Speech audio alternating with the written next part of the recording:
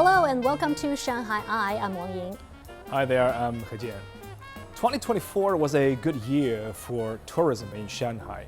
The relaxation of visa requirements for many countries made a trip to China much more convenient for travelers. On December 17, 2024, adjustments for visa-free travel were also applied to transit visas, extending them from 72 and 144 hours to 240 hours. That's a full 10 days in Shanghai without any extra paperwork. It's no wonder travelers are now flocking here. Zhang Yue took some time to explore Shanghai to see some of the fun things visitors can do in the city.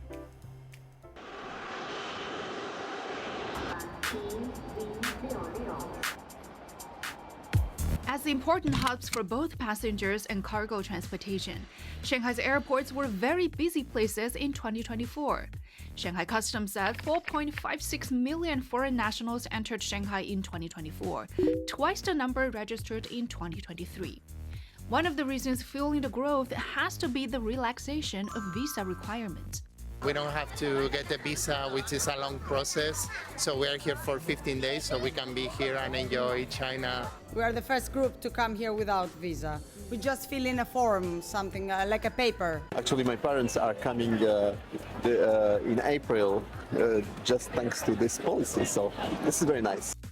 One of the first places tourists typically go when they get to Shanghai is the Huangpu Riverside.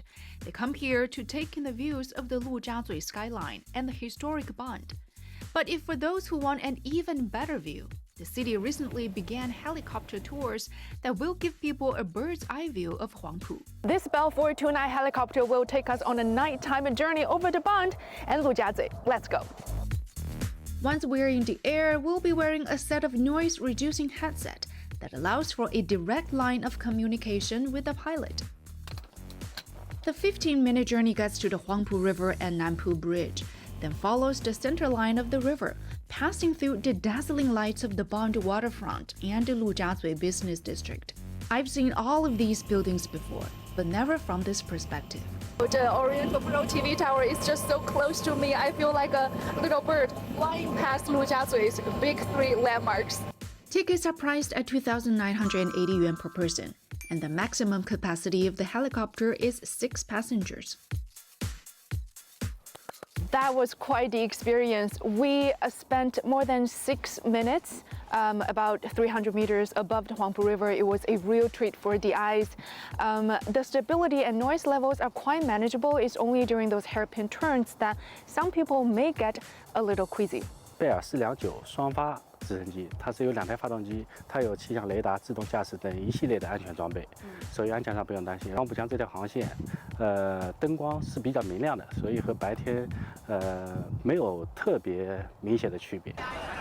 And back on the ground. I buy these shoes because my old shoes were not appropriate for walking around. No, the city, the downtown is very cool.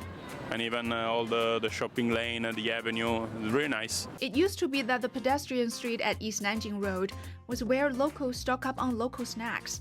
But throughout the street's history, many changes have taken place. In the 90s, the street became one of the most popular tourist hubs in the city. And more recently, in 2022, the street was extended by around 500 meters all the way to the Bund. Locals still buy snacks for their families at the shops here, and visitors still visit by the thousand. But since the extension, the street has become a haven of streetwear fanatics, TikTok trends, and all things young and trendy. There are many pop-up shop in Bangkok also. It's popular in Bangkok, in Thailand also. I came to China many times, so it's convenient. Okay. We expected a little bit more traditional, let's say, but somehow it's similar to Western cities and very modern, and people is very kind, gentle. It's a very nice city. I think I would have come also without the visa policy. I have been in the Shanghai Museum. and yesterday we went on a day trip to Hangzhou. I'm actually only here for a week, now it's up to a month, I think, so that's great. 随着免签政策的进一步优化，我们也是看到了我们南京路商圈有越来越多的外国游客。那么我们集团旗下的2大百货和我们的老字号呢，都是支持这个外卡支付和线上渠道的外币支付的。现在大玩又有满800就送200的那个券，然后再加上我今天抢到的这个代金券可以叠加，所以算下来非常非常的优惠。In April 2024, Trip.com Group launched a free half-day Shanghai tour for inbound tourists project at Pudong International Airport. In 5 or 6 hours, it takes inbound tourists to visit landmarks such as the Bund, Yuyuan Garden, Wukang Road, and other spots along the Huangpu River. But I'm pretty sure it's not gonna be the last time I see Shanghai. I hope one time I can come back and just spend a few days in the city. Exploring the charm of ancient Chinese culture has always been part of tourism in Shanghai.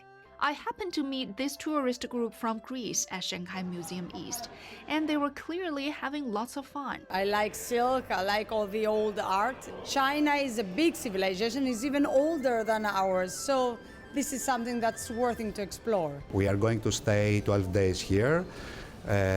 First we are visiting Shanghai, and then we are going to Suzhou, Hangzhou, Xi'an, and last Beijing. You know, I have many visas, many Chinese visas here in my passport.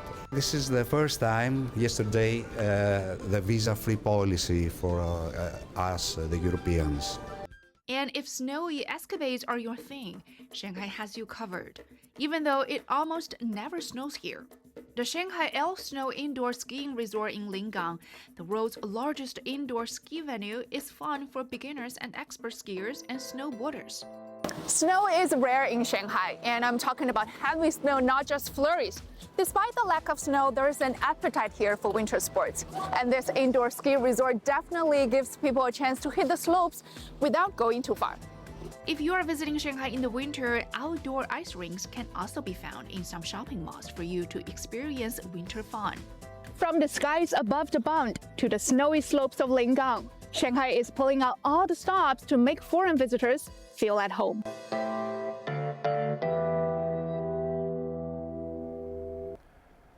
With the Lunar New Year just around the corner, the annual Yuyuan Garden Lantern Festival is being lit up to welcome the Year of the Snake. There is also a special exhibition to mark the festival's 30th anniversary. Let's head to Yuyuan with Zhang Yue to take a look. It looks like a big Pokemon.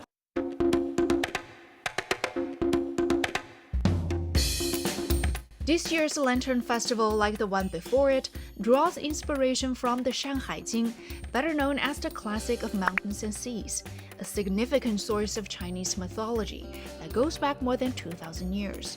With vibrant lights portraying mythological animals and legendary creatures like golden serpents, visitors can discover a universe where ancient stories and contemporary craftsmanship coexist. The atmosphere is super nice, and enjoying the scene, walking around the area, so really nice. I was here 10 years ago with a visa, and right now it's super easy to come here without visa. It's very modern, a lot of digitalization, you can see it everywhere, so really nice. Le jardin est magnifique. Wonderful. On est venu ici parce que le vol depuis Marseille est direct, et on est très content d'avoir fait ce choix pour revenir durant les vacances de Noël. Voilà. Each of the characters at the Zigzag Bridge, from real animals to mythical creatures to flowers, have their own name and personality. With the snake as the zodiac sign in the middle, the centerpiece lantern is adorned with a variety of natural materials, including flowers, insects, as well as elves and mythological animals. Despite the fact that in many Chinese myths, the snake is associated with nefarious behavior and activity, the centerpiece snake lantern outside the square of Huabao Mansion looks very cute and friendly. The lantern's colors have a specific meaning. In ancient Chinese culture, yellow and purple were always regarded as the most noble color. The Yuyuan Lantern Festival was added to the National Intangible Cultural Heritage List in 2008. Now in its 30th year, organizers have decided to show off more than just lanterns themselves by adding an exhibition on Chinese lantern art at Yuyuan Garden Malls. Check out these Nianhua or New Year's paintings. Shanghai Library loaned these 10 paintings to Yuan Garden. Some of them were painted during the Qing Dynasty, and as you can see, they clearly show us how the Shanghainese have always had a blast at Yuan Garden during the Spring Festival. You can also see masterpieces made by practitioners of this intangible cultural heritage from 8 cities across China, including Beijing, Zigong in Sichuan, and Shantou in Guangdong. 汕头这边的话不叫买灯笼，他们叫写灯笼，是会用一个这样的竹子，然后把它劈成竹篾之后，编织成这样的一个灯笼的形态，再在上面的话上一层白色的纸。那一般的话会由家里面德高望重的人去给它写上一个祝福性的话。I've never seen a shrimp lantern before. Look, it's so real.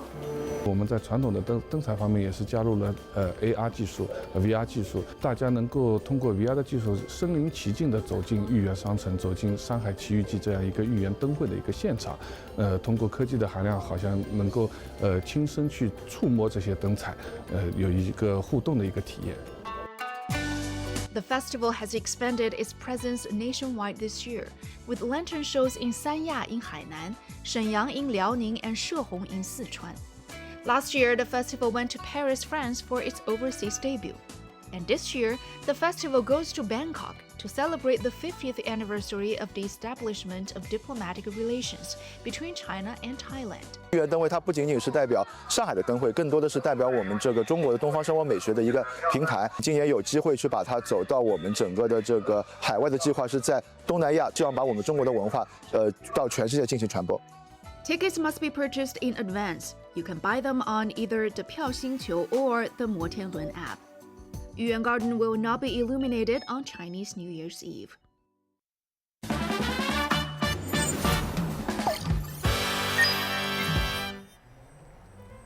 Time for our What's On section. Shanghai will be brimming with festive cheer and excitement in January as locals gear up for the Spring Festival. Throughout the whole month, visitors can immerse themselves in the myriad of seasonal events and activities that capture the spirit of the holiday season. Just join us as we explore an enchanting array of events and experiences awaiting you in Shanghai this month. Sport lovers can celebrate winter at the NU Shanghai International Ice and Snow Festival at White Magnolia Plaza. Glowing lights surround the skating rink as festive music plays, giving it a romantic view at night. The plaza also features photo spots, ideal for capturing unforgettable moments with your friends and family. And for art fans, don't miss the Ukiyo-e Visions exhibition at World Expo Museum. You can enjoy a unique 4D experience featuring 450 ukiyo-e paintings from Japan's Edo period. Just explore the beauty and depth of the traditional art form. If you just want to hang out in the city on weekends, it may be too cold outside, you know. So I highly recommend you head over to the Urban Forest Market at Taikuli Qiantan. On weekend afternoons, you can explore a unique urban forest-themed market with over 75 stalls at the shopping mall. There will also be plenty of food, beverages, music, and handicrafts available for you. And here are some other musicals and exhibitions I'd like to recommend.